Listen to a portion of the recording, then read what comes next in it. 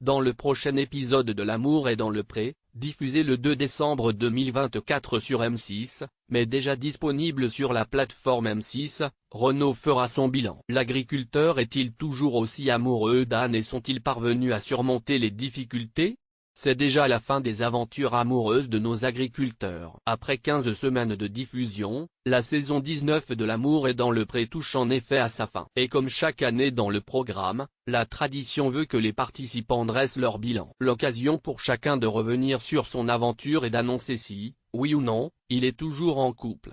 Si Karel avait avoué avoir revu Claude hors caméra, leur histoire n'avait pourtant pas duré. À contrario de Michael et Nadia qui, eux, se sont même passé la bague au doigt. De leur côté, Renaud qui a déploré certaines images dévoilées dans l'émission et Anne ont vécu une histoire d'amour qui est allée crescendo, mais qui a pourtant failli bien redescendre. Si les deux tourtereaux semblaient plus amoureux que jamais dans l'émission, la cohabitation s'est avérée plus compliquée une fois les caméras éteintes. Durant le bilan, dans l'épisode du 2 décembre 2024 que Femme Actuelle a pu visionner en avance sur la plateforme M6, le couple a raconté avoir failli tout envoyer valser. On était malheureux, entre Renaud et Anne, rien ne va plus?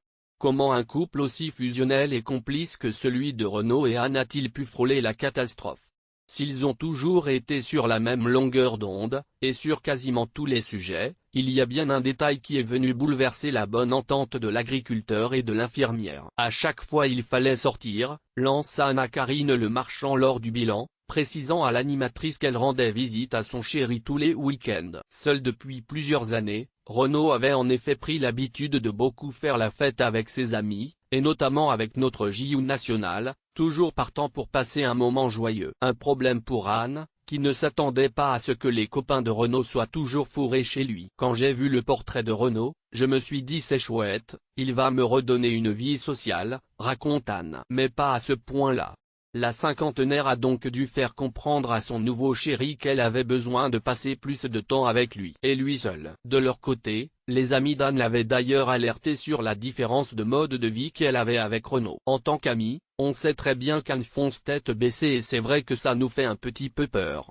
En effet, lors de la rencontre, Renaud en avait pris pour son grade et s'était même senti obligé de quitter la table, ne supportant pas que les proches de son amoureuse puissent douter de leur amour. Anne, il n'a pas compris tout de suite bien décidé à sauver son couple, mais également à s'affirmer. Anne avait alors pris la décision d'appeler Renaud afin de lui